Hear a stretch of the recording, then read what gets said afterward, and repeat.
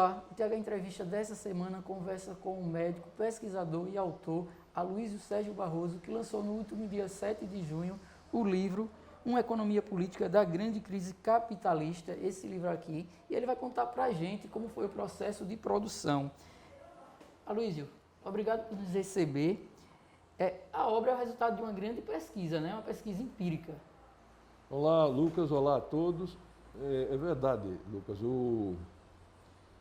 Na verdade, o livro termina sendo uma conclusão, uma adaptação, não é, do doutorado que nós fizemos em desenvolvimento econômico em 2019 pela Unicamp.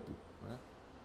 Ele não é literalmente igual, mas é uma adaptação desse estudo e com um capítulo também final que atualiza o problema focado, ou seja, o desenvolvimento e as consequências dessa grande crise que aconteceu inicialmente em 2007 e 2008 e atualiza, como eu dizia, para 2020, né?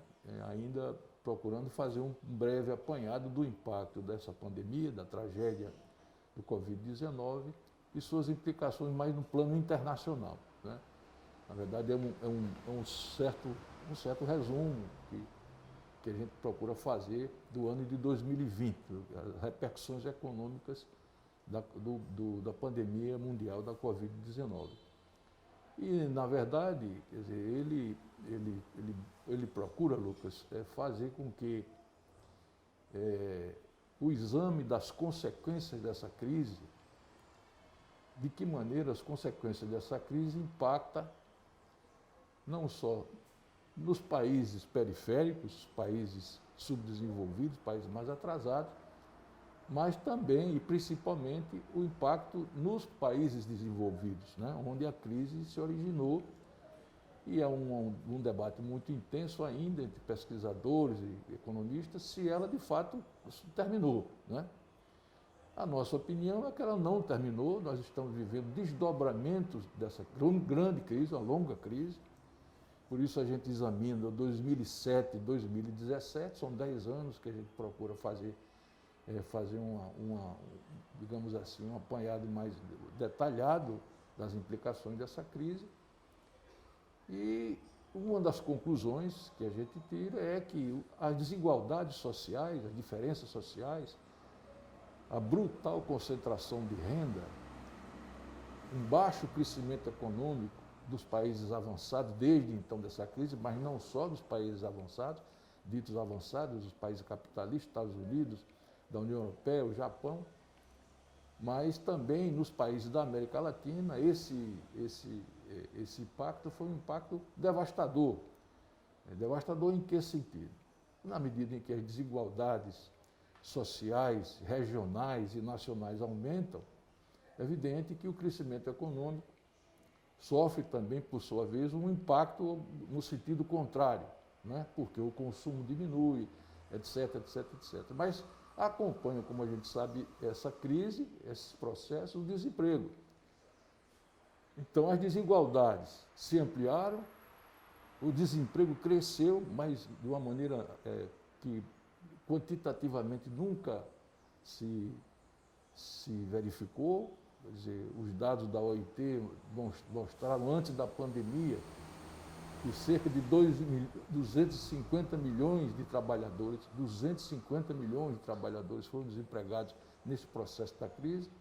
É o dado oficial da OIT, que é um órgão da ONU, e se agravou mais ainda com o processo da pandemia, como todos nós sabemos. Então, as desigualdades, o desemprego e o baixo crescimento econômico, repercutindo um em outro, foram os resultados que ainda não foram equacionados dessa grande crise. Aloysio, é uma contribuição à crítica do capitalismo dos nossos dias, né? Sem dúvida nenhuma. É uma tentativa, Lucas, eu diria, uma tentativa de contribuir na crítica desse capitalismo, né?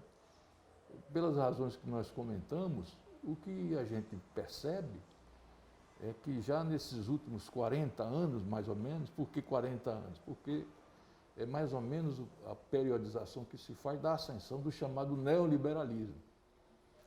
Na verdade, o livro se debruça sobre a crise como consequência da ascensão e dos impasses, né, desse neoliberalismo. Então, qual é, digamos assim, o que é que se caracteriza como nesses últimos 40 anos desse capitalismo, além das consequências que nós nos referimos aqui? Principalmente, esse capitalismo passou a ter um desenvolvimento gigantesco, dos sistemas financeiros, né? Quer dizer, de um capitalismo produtivo, ou seja, de um capitalismo que, depois da Segunda Guerra Mundial no mundo inteiro, se estabeleceu pelo desenvolvimento da sua industrialização, de um capitalismo onde se aplicava em investimentos que geravam emprego e renda, que geravam ampliação das plantas produtivas e, por consequência, emprego, mais renda. Vou dar um exemplo que eu convivi em São Paulo nos anos 80. As fábricas da Volkswagen em São Bernardo, naquela época, empregavam, em 81, 82, cerca de 66 mil trabalhadores. Somente a Volkswagen. Hoje, você não encontra mais de 10 mil trabalhadores naquela região, além das que fecharam, né? Não só mais recentemente. Por quê? Porque mesmo as grandes empresas, as multinacionais e o lucro, a operação das grandes multinacionais passaram para o sistema financeiro. Ou seja, eu aplico em título e ações, em bônus, eu aplico na especulação financeira, porque isso me dá, no curto prazo, uma rentabilidade muito maior e eu não tenho que empregar trabalhadores, nem tenho que pagar direitos sociais, nem tenho que comprar planta produtiva. Pelo contrário, eu corto custos, né, da maneira que eu acho necessário, planejo o corte de custo, o corte de gastos, faço instalações cada vez menores com um nível de tecnologia pelo sistema eletroeletrônico sofisticadíssimo, cada vez mais sofisticado. Por exemplo, você pega os escritórios da Google, né? Os escritórios do Facebook, os escritórios da área eletrônica da Microsoft, eles empregam um número muito reduzido de pessoas. Quer dizer, o centro da operação dos grandes oligopólios dessa área altamente lucrativa, da tecnologia financeira, emprega um número muito restrito de gente, né? Então, isso se estabeleceu não só pelo processo de desemprego que foi gerado, mas principalmente porque o comando da grande finança, dos grandes grupos, dos grandes fundos, dos grandes bancos, que se transformaram em verdadeiros supermercados financeiros, é quem dão o comando, né? O comando desse tipo de desenvolvimento capitalista. Desenvolvimento esse que serve cada vez mais a esse tipo de política. Parece uma coisa irrefreável. Você tenta legislações para poder conter o papel da especulação financeira e a pressão desses grupos, através dos seus grandes conglomerados, dos seus grandes centros, por exemplo, como é o Wall Street, né, que é o grande centro da banca financeira de Nova York, ou a City de Londres, né? Esses dois centros, além de outros, da Alemanha, etc., da França, esses dois centros hoje continuam sendo, desde a Segunda Guerra Mundial, os grandes centros de operação financeira, que significa, no fundo, papéis, títulos, especulação financeira. Então, essa é a característica principal desse capitalismo, enquanto, por outro lado, você não consegue ampliar o emprego, você amplia o desemprego, você não consegue ampliar a renda, você achata mais a renda e concentra ela muito mais, né? De maneira que os beneficiários são exatamente, Lucas, hoje, aqueles que se agrupam em torno do sistema financeiro, né? São várias camadas, você tem os grandes grupos. Claro que você tem grandes empresas ainda, né? Empresas produtivas chamadas, mas elas são cada vez menor nesse jogo e elas também, essa que o livro também trata disso, elas também operam no sistema financeiro. Quer dizer, a aplicação dos lucros, dos chamados lucros correntes, que é aquele lucro que você tem durante o mês, durante o ano, passa a ter agora um departamento da tesouraria dessas grandes empresas para operar no mercado financeiro, né? Porque o cálculo capitalista mostra que eu ganho muito mais aqui, na especulação, e arrisco, porque pode ter quebras também, como você sabe que tem. Nós sabemos que tem quebra, de vez em quando você tem ciclos que quebra a bolsa, e aí o prejuízo é grande, dependendo das ações, dependendo do setor que aquilo atinge, mas o fato é que o capitalismo, essa é a principal característica desses últimos 40 anos. Né?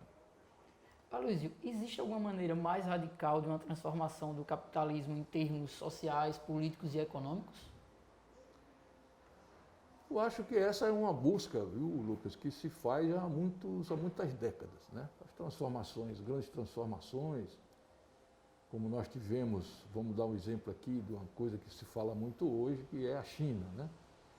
A Revolução Chinesa é uma revolução que datou-se em 49 e por diversos fatores, e na verdade ela se estabeleceu, ela se processou internamente na China, daí nos marcos de todos os problemas que geraram pela Segunda Guerra Mundial. A anterior à Segunda Guerra, uma tentativa de ocupação japonesa, por exemplo, e a guerra interna na China. Mas o fato é que a partir dos anos 70 desse século, do século passado,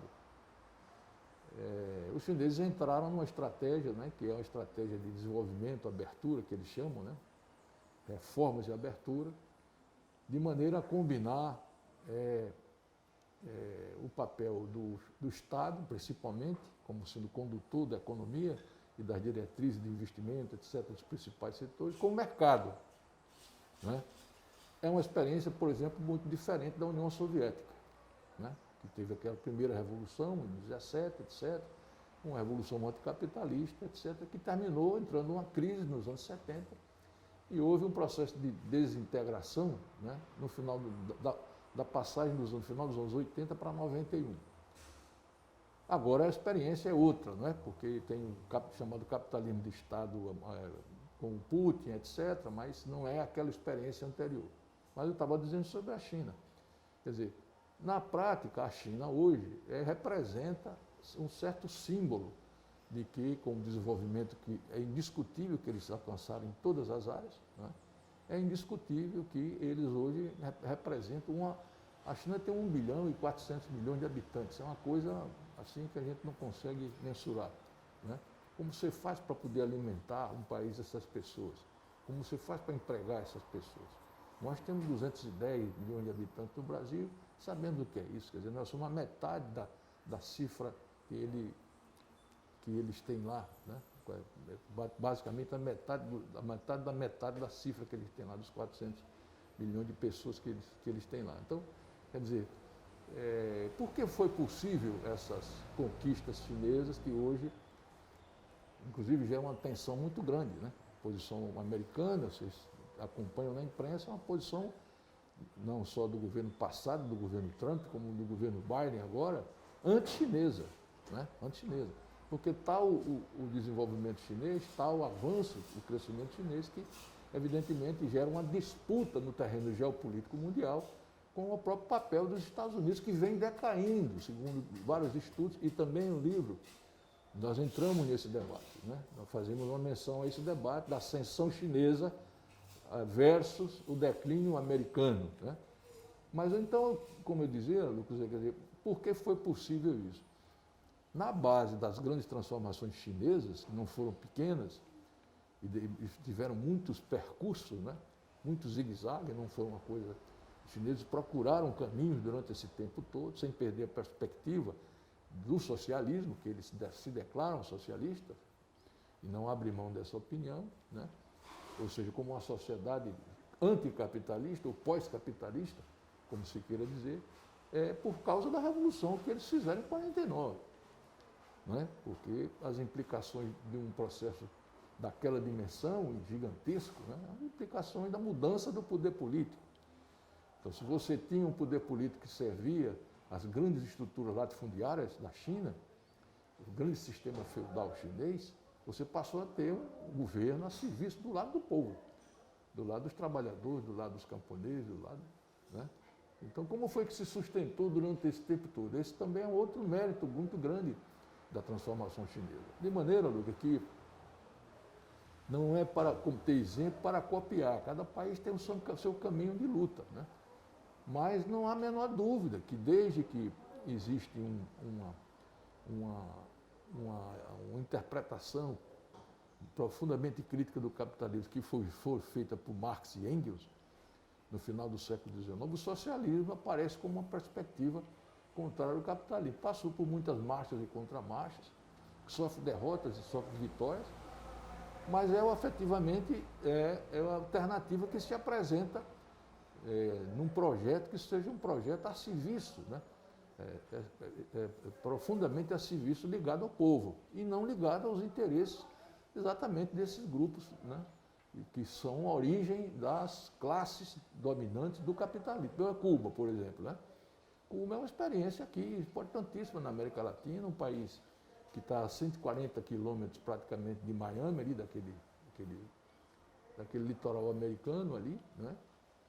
E desde 59 que os cubanos procuram com muita dificuldade.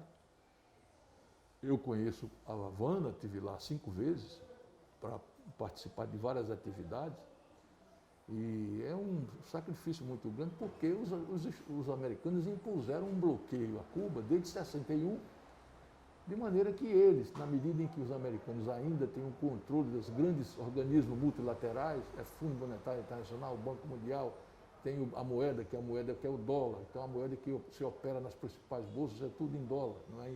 Depois veio o euro, mas ainda é a posição do...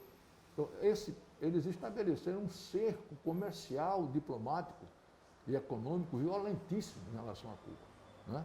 Então, por exemplo, para a exportação de níquel, que o Cuba exporta níquel, eles proíbem que o país X, que está na esfera dos Estados Unidos, receba o níquel de Cuba, por exemplo, né? Então, se eu tenho um dos principais produtos de exportação que eu tenho, que tem valor, ele deixa de ter vazão no mercado internacional.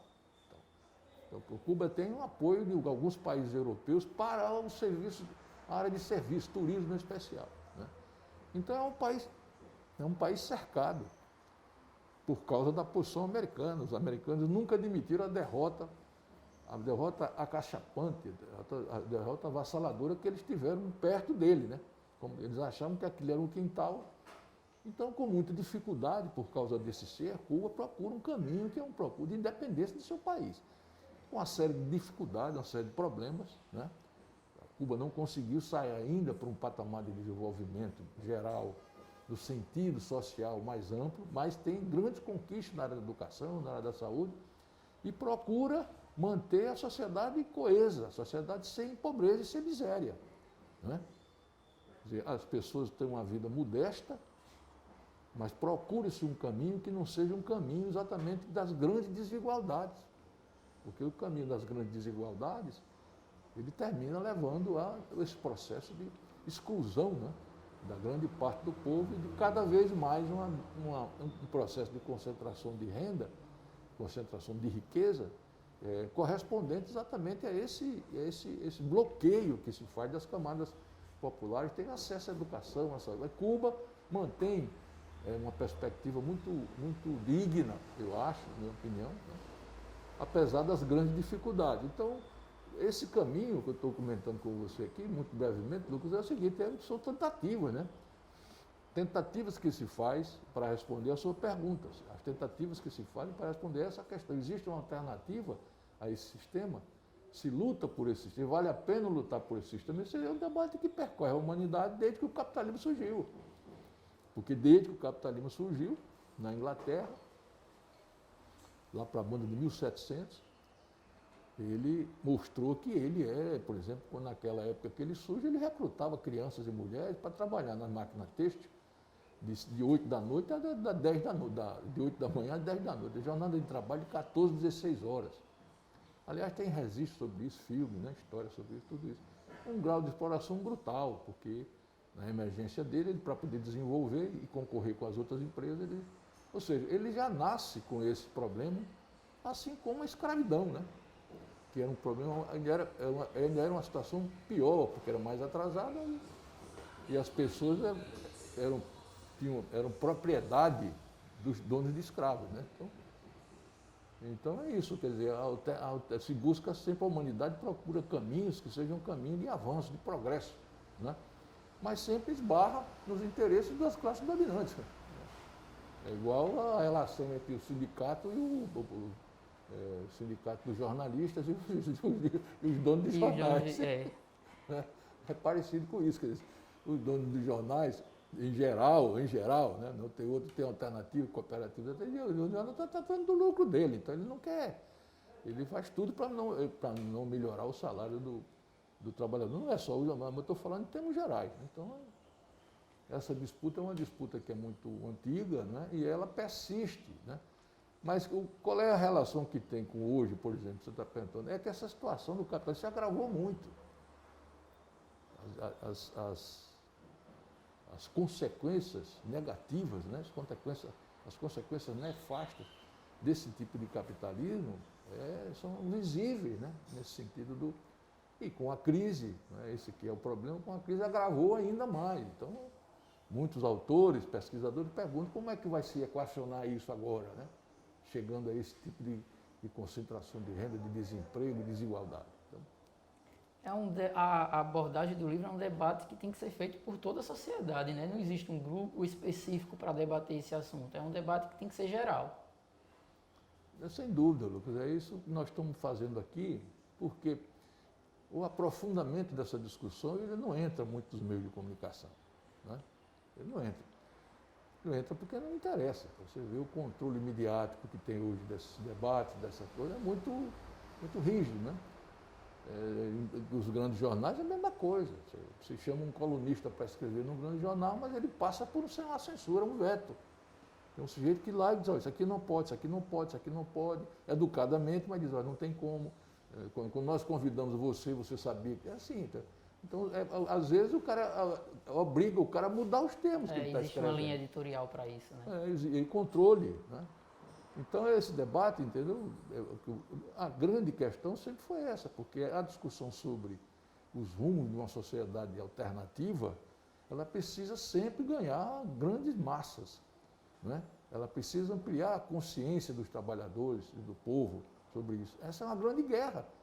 Você pega os programas televisivos hoje, você vê, quer dizer, essas seitas neopentecostais, esses canais que são canais vinculados a essas igrejas, né, tomaram conta da televisão, tomaram conta de todos os horários, não é só à noite nem à tarde, né? Então é o seguinte, aquela propaganda é sempre uma propaganda para a defesa da situação do status quo, é sempre a defesa de uma posição em relação à sociedade, uma posição conservadora. O pretexto de acalmar os espíritos, né? O pretexto de ter a justificativa de ter um caminho espiritual para resolver, muitas vezes é uma enganação, né? Então, isso aí é um fator, além do outro que eu estava dizendo, que a gente sabe, que a imprensa, o grande monopólio de comunicação, controlados ideologicamente, e não poderia ser diferente, né? Porque eles têm, os meios de comunicação são para defender essa situação. Então, ele não pode ter um meio de comunicação a serviço dos trabalhadores, por exemplo. Não pode.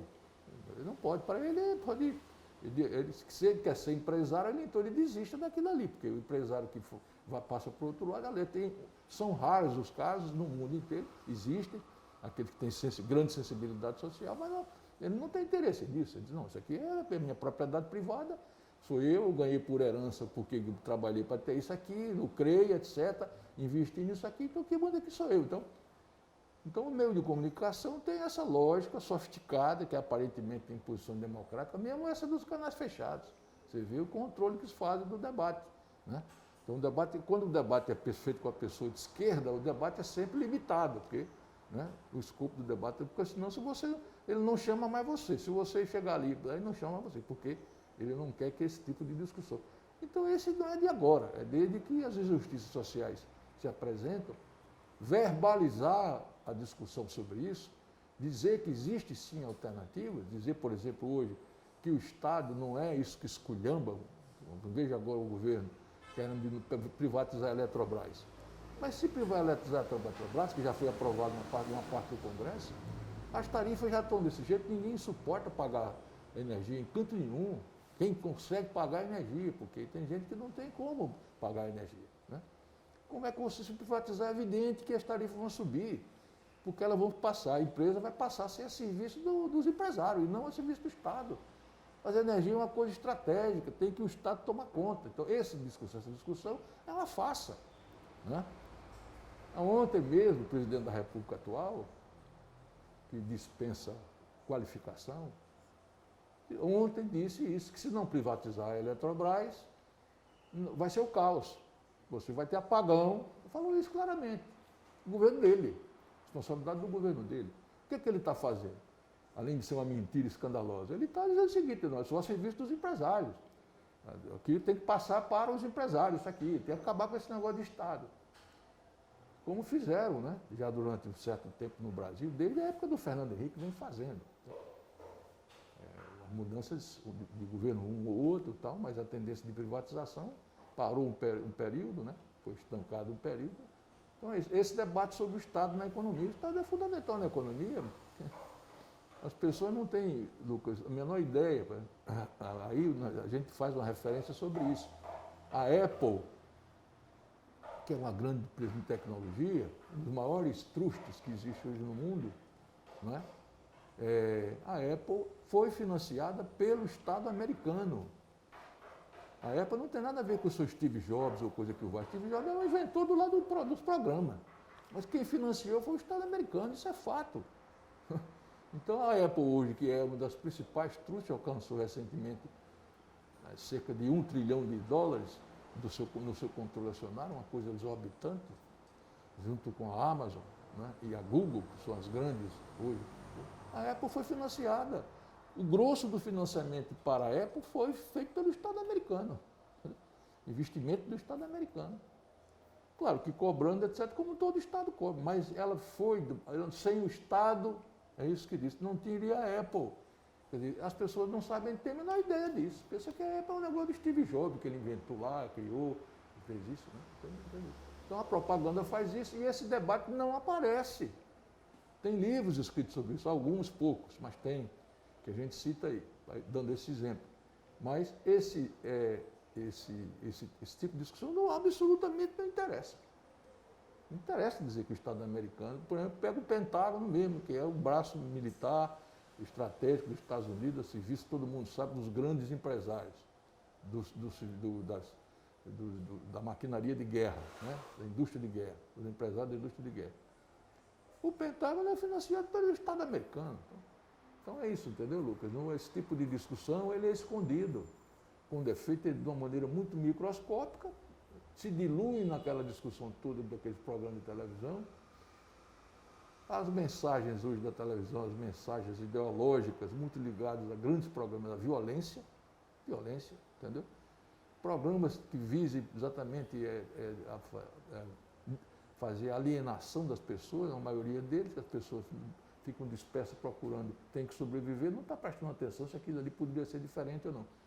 Então, esse é um grande problema, porque está na esfera do chamado debate ideológico, né, da discussão mais ideológica. Então, a sofisticação do controle que hoje esses grandes aparatos de comunicação fazem é muito forte, muito forte.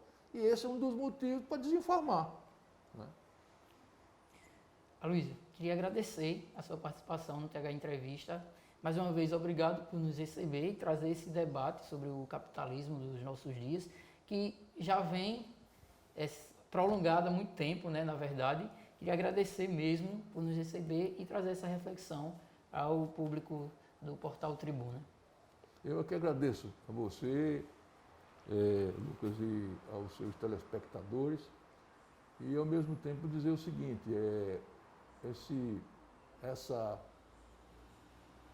esse esforço que a gente faz é exatamente para contribuir nessa discussão, né? Uma discussão mais crítica, mais é evidente que esse tema é um tema árido, é um tema pesado, é um tema mais difícil, né? Mas ele tem que ser enfrentado de uma ou de outra forma, né?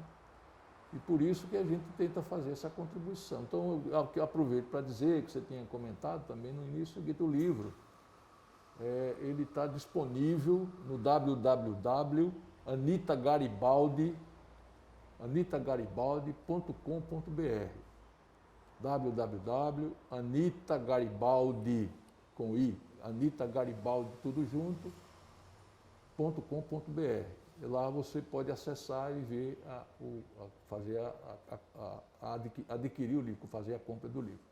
e agradecer a vocês mais uma vez pela sua atenção de vocês. Com essas informações, o TH Entrevista dessa semana fica por aqui e o link, para quem quiser conhecer e adquirir o livro, está passando aqui embaixo da sua tela.